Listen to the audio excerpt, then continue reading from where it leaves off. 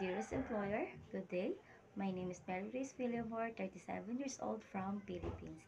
I have 4 children, 3 boys and 1 girl, with my husband. And their age are 9, 8, 7, and then 5 years old.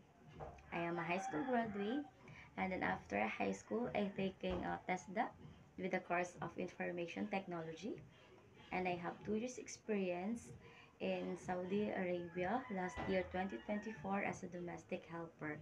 My main duties are to clean the house, wash the clothes, wash the dishes, and sometimes I do gardening, and I go in the market also with my madam.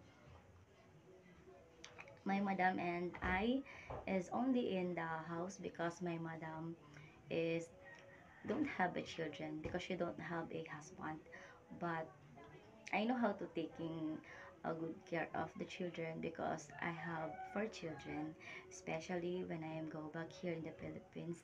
I have spending time for them, and I wake up every day early in the morning to send them to school, and I cook for them every day. So that's it, and I hope to be a part of your family. Thank you.